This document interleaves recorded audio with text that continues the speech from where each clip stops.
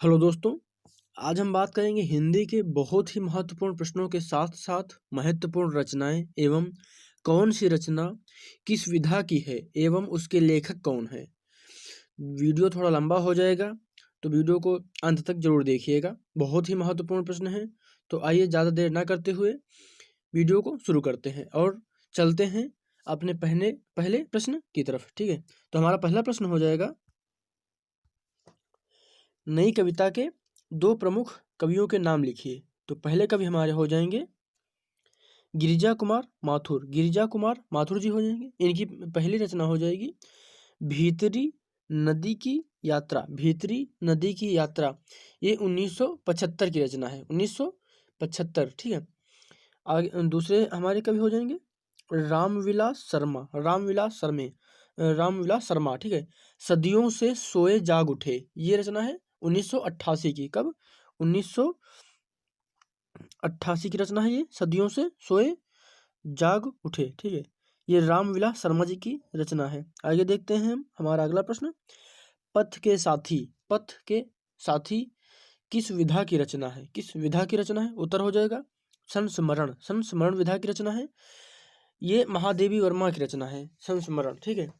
आगे हम देखते हैं डायरी विधा के एक लेखक का नाम लिखिए। डायरी विधा के एक लेखक का नाम लिखिए। तो मैंने यहाँ पर 2 लेखकों को शामिल किया है। तो देखते हैं श्रीराम शर्मा। श्रीराम शर्मा, इनकी रचना हो जाएगी सेवाग्राम की डायरी। सेवाग्राम की डायरी। और अगले लेखक हो जाएंगे हमारे धीरेन्द्र वर्मा। धीरेन्द्र वर्मा, इनकी रचना हो जाएगी मेरी कॉलेज डायरी। मेरी कॉलेज डायरी। आगे हम देखते हैं हिंदी के 2 प्रसिद्ध उपन्यासकारों के नाम लिखिए। हिंदी के 2 प्रमुख उपन्यासकारों के नाम लिखिए। तो इसमें हम देख लेते हैं प्रेमचंद्र जी हो जाएंगे हमारे पहले उपन्यासकार। प्रेमचंद्र जी, जिनका प्रसिद्ध उपन्यास प्रेमचंद्र जी का है गोदान, ठीक है।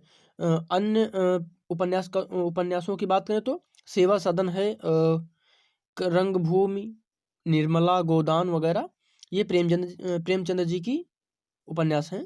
प्रेमचंद्र जी के उपन्यास हैं, ठीक है। जयशंकर प्रसाद जी की बात करें तो जयशंकर प्रसाद जी तितली, ठीक है। तितली के साथ साथ कंकाल भी उपन्यास है जयशंकर प्रसाद जी का, ठीक है। आगे हम देखते हैं किन्हीं 2 यात्रावृत्त लेखकों के नाम लिखिए। तो उत्तर हो जाएगा भारतेंदु हरिश्चंद्र। रचना क्या हो जाएगी? सरयू पार की यात्रा। भारतेंदु हरिश्चंद्र जी की है। फिर आगे रामधारी सिंह दिनकर जी की देश विदेश, इनकी रचना है। रामधारी सिंह दिनकर जी की रचना है देश विदेश। आगे हम देखते हैं हमारा अगला प्रश्न, किन्हीं 2 संस्मरण लेखकों के नाम बताइए। किन्हीं 2 संस्मरण लेखकों के नाम बताइए। तो हमें इसमें बताना है संस्मरण लेखकों के नाम। तो महादेवी वर्मा, ठीक है। महादेवी वर्मा, अगर महादेवी वर्मा जी की रचना की बात करें तो स्मृति की रेखाएं। क्या? स्मृति की रेखाएं। स्मृति की रेखाएं, आप इसको समझ लीजिएगा, थोड़ा पेन में प्रॉब्लम है इसलिए चल नहीं रही है। आगे देखते हैं रामवृक्ष बेनीपुरी। रामवृक्ष बेनीपुरी जी की बात करें तो जंजीर और दीवारें और मील के पत्थर, ये 2 रचनाएं हो जाएंगी रामवृक्ष बेनीपुरी जी की, ठीक है। आगे देखते हैं किन्हीं 2 प्रसिद्ध एकांकीकारों के नाम बताइए। किन्हीं 2 प्रसिद्ध एकांकीकारों के नाम बताइए। तो जयशंकर प्रसाद। जयशंकर प्रसाद जी की बात करें तो जयशंकर प्रसाद जी की प्रसिद्ध एकांकी है एक घूंट। इसको आप जैसे ही जयशंकर प्रसाद जी का नाम आए आपके मस्तिष्क में एक घूंट आ जाना चाहिए कि एक घूंट जयशंकर प्रसाद जी की प्रसिद्ध एकांकी है।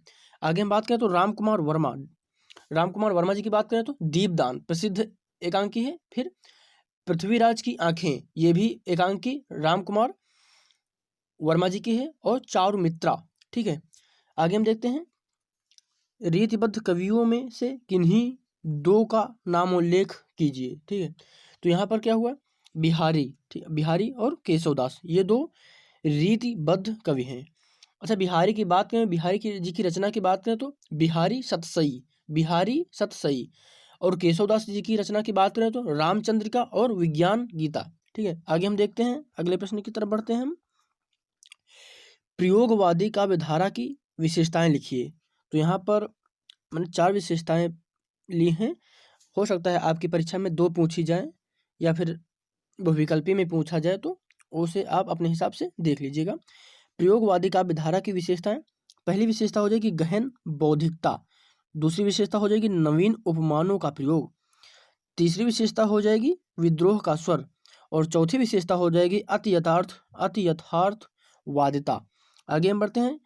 छायावाद के 4 लेखकों के नाम बताइए। छायावाद के 4 लेखकों के नाम बताइए। तो छायावाद के 4 लेखक हो जाएंगे जयशंकर प्रसाद, फिर सुमित्रानंदन पंत जी, सूर्यकांत त्रिपाठी निराला, और फिर महादेवी वर्मा। इसको आप आसानी से याद कर सकते हैं, पंत, प्रसाद, निराला और फिर वर्मा, महादेवी वर्मा जी। ठीक है, आप इसे आसानी से एक ट्रिक के माध्यम से याद कर सकते हैं। छायावाद के लेखकों के नाम पूछा जाए, पंत प्रसाद निराला और महादेवी वर्मा, ये आप याद कर सकते हैं। आगे हम देखते हैं। रेखाचित्र साहित्य के लेखकों के नाम बताइए। उत्तर हो जाएगा महादेवी वर्मा। अतीत के चलचित्र और मेरा परिवार, ये दोनों रचनाएं हो जाएंगी महादेवी वर्मा जी की। रामवृक्ष वेनीपुरी, माटी की मूर्तें और लाल तारा, ये दोनों रचनाएं हो जाएंगी रामवृक्ष वेनीपुरी जी की। और कन्हैयालाल मिश्र प्रभाकर जी की रचना हो जाएगी जिंदगी मुस्कुराई। ठीक है, ये 3 लेखक हो जाएंगे रेखाचित्र साहित्य के। और फिर आगे बात करें तो बाणभट्ट की आत्मकथा किस विधा की रचना है? बाणभट्ट की आत्मकथा किस विधा की रचना है, ये आपको बताना है। तो ये उपन्यास है। क्या है? ये उपन्यास है। बाणभट्ट की आत्मकथा एक उपन्यास है जो आचार्य हजारी प्रसाद द्वारा रचित है। इसका प्रकाशन कब हुआ था? तो 1946 में। ठीक है, आगे हम देखते हैं। मैला आंचल के रचनाकार का नाम बताइए। मैला आंचल, तो रचनाकार कौन हो जाएंगे? फणीश्वर नाथ रेणु जी। ठीक है, ये एक उपन्यास है। ठीक है, आगे हम देखते हैं। कलम का सिपाही किस गद्य विधा पर आधारित रचना है? उत्तर हो जाएगा जीवनी। तो ये एक जीवनी है, तो ये प्रेमचंद्र जी की जीवनी है, जिसके लेखक कौन है? अमृत राय जी। ठीक है, आगे हम देखते हैं। द्विवेदी युग की किन्हीं 2 प्रवृत्तियों का उल्लेख कीजिए। तो पहली प्रवृत्ति हो जाएगी मानवतावादी विचारधारा और नारी स्वतंत्र। ठीक है, आगे हम देखते हैं। प्रथम तार सप्तक के संपादक कौन थे? ठीक, इसको देख लेते हैं। उत्तर हो जाएगा सच्चिदानंद हीरानंद वात्स्यायन अज्ञेय जी। अच्छा, तार सप्तक के संपादक कौन थे? अज्ञेय जी। ठीक है, अज्ञेय जी का पूरा नाम क्या है? सच्चिदानंद हीरानंद वात्स्यायन अज्ञेय। और इसका प्रकाशन कब हुआ था? तो इसका प्रकाशन हुआ था 1943 में। कब हुआ था? 1943 में। और इस तार सप्तक जो पहला तार सप्तक था, इसके कवि थे कुछ, जैसे कि मुक्तिबोध, नेमिचंद्र जैन, भारत भूषण अग्रवाल, प्रभाकर माचुए, गिरिजा कुमार माथुर, रामविलास शर्मा और सच्चिदानंद हीरानंद वात्स्यायन अज्ञेय। ठीक, ये हमारे इसमें कवि थे तार सप्तक के। आगे हम देखते हैं दूसरा तार सप्तक कब प्रकाशित हुआ? 1991 में। दूसरा तार सप्तक 1991 में प्रकाशित हुआ, जिसके संपादक अज्ञेय जी थे। ठीक है, इसमें कि अगर हम कवियों की बात करें तो दूसरे तार सप्तक के कवियों की बात करें तो भवानी प्रसाद मिश्र, शकुंतला माथुर, हरिनारायण व्यास, शमशेर बहादुर सिंह, नरेश मेहता, रघुवीर सहाय और धर्मवीर भारती। ठीक है, आगे हम देखते हैं तीसरा तार सप्तक कब प्रकाशित हुआ? 1959 में। तो तीसरे तार सप्तक जो 1959 में प्रकाशित हुआ, इसका जो प्रकाशन किया अज्ञेय जी द्वारा हुआ था। अच्छा, तीसरे तार सप्तक के जो कवि हैं, इनकी बात करें तो प्रयाग नारायण त्रिपाठी, कीर्ति चौधरी, मदन वात्स्यायन, केदारनाथ सिंह, कुंवर नारायण, विजय देव नारायण शाही और सर्वेश्वर दयाल सक्सेना, ये हमारे कवि थे तीसरे तार सप्तक के। ठीक है, आगे हम देखते हैं। प्रयोगवादी युग की 2 विशेषताएं लिखिए। उत्तर हो जाएगा क्रांति का स्वर और सामाजिक जीवन का यथार्थ चित्रण। आगे हम देखते हैं छायावाद की 2 विशेषताओं का उल्लेख कीजिए। तो कल्पना की प्रधानता और प्रकृति प्रेम। आगे हम देखते हैं हमारा अगला प्रश्न, प्रगतिवाद युग की दो विशेषताएं बताइए। मार्क्सवाद का साहित्य पर प्रभाव, हिंदी गद्य में सत्यता का चित्रण। ये प्रगतिवादी युग की विशेषताएं। यहाँ से प्रश्न ज़्यादातर परीक्षा में पूछे जाते हैं, इसलिए मैंने इन प्रश्नों को लेना जरूरी समझा है। इसको आप ध्यानपूर्वक एक बार देख लीजिएगा। रीतकाल की किन्हीं 4 विशेषताओं का वर्णन कीजिए। हो सकता है आपकी परीक्षा में 2 विशेषताएं पूछी जाए, तो आप चारों याद कर लीजिएगा। उत्तर हो जाएगा वीर रस का प्रभाव, वीर रस का प्रभाव और व्रज भाषा। आगे श्रृंगार रस की प्रमुखता और अलंकारिता।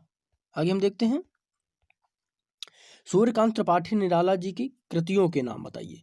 तो सूर्यकांत त्रिपाठी निराला जी की कृतियां हो जाएंगी अनामिका, अनामिका, परिमल, गीतिका और नए पत्ते। ये 4 रचनाएं सूर्यकांत त्रिपाठी निराला जी की रचना है। तो इन चारों रचनाओं को आप याद कर लीजिएगा। हो सकता है यहाँ से आपकी परीक्षा में प्रश्न बन सकते हैं, इसलिए आगे हम देखते हैं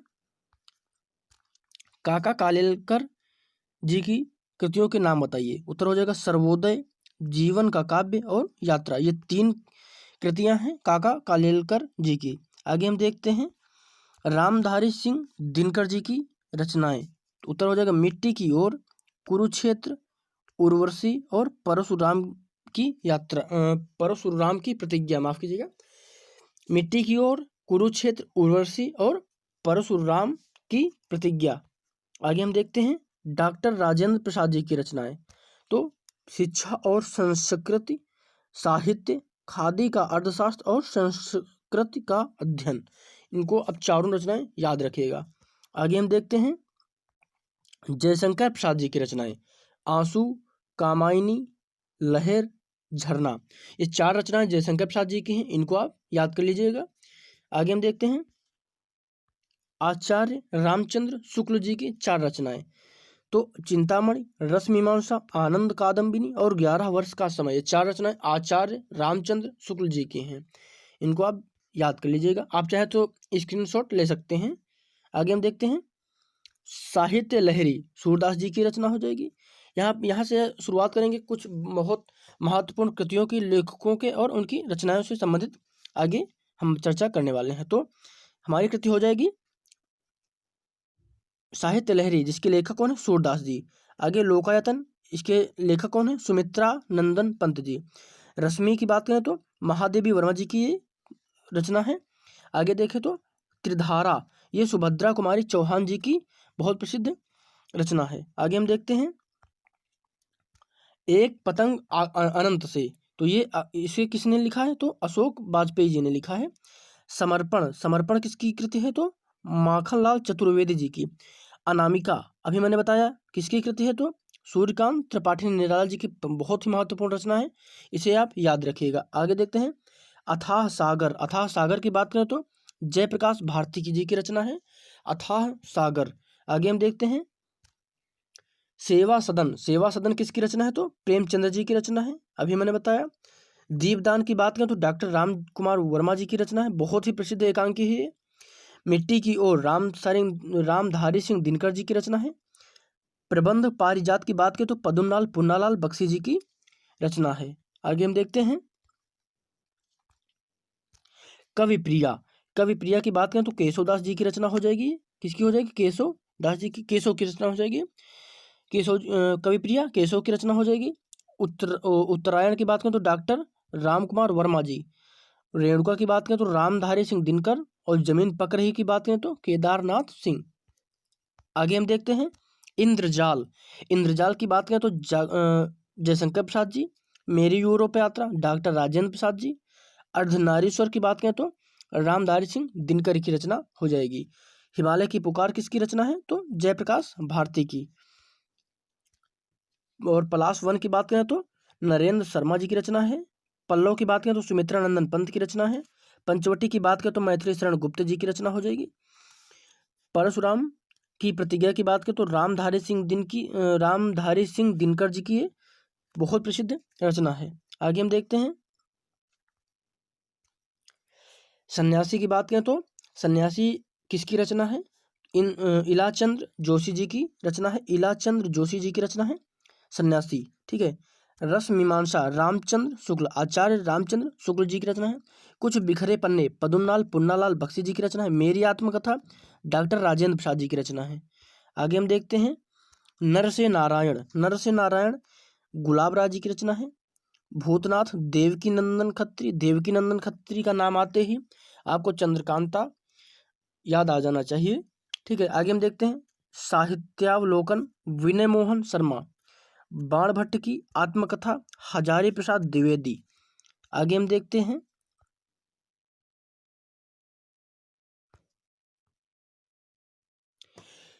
वैराग्य संदीपनी, वैराग्य संदीपनी की बात करें तो गोस्वामी तुलसीदास जी की रचना वैराग्य संदीपनी, गोस्वामी तुलसीदास। प्रेम वाटिका, प्रेम वाटिका की बात करें तो रसखान, प्रेम वाटिका की बात करें तो रसखान। ग्राम्य गीत की बात करें तो सुमित्रा नंदन पंत जी की रचना है। मुकुल की बात करें तो सुभद्रा कुमारी चौहान, सुभद्रा कुमारी चौहान। आगे हम देखते हैं सज्जन, सज्जन की बात करें तो जयशंकर प्रसाद जी की रचना हो जाएगी। कुछ बिखरे पन्ने पद्मनाल पुन्नालाल बख्शी जी की रचना हो जाएगी ये। रेती के फूल की बात करें तो रामधारी सिंह दिनकर जी की रचना हो जाएगी। अनंत प्रकाश की बात करें तो जयप्रकाश भारती जी की रचना हो जाएगी। आगे हम देख लेते हैं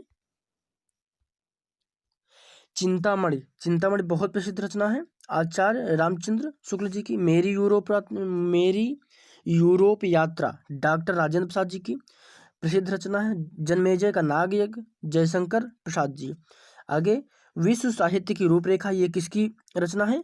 डॉक्टर भगवत शरण उपाध्याय, भगवत शरण उपाध्याय। ये तो ये बहुत ही महत्वपूर्ण रचनाएं और लेखक थे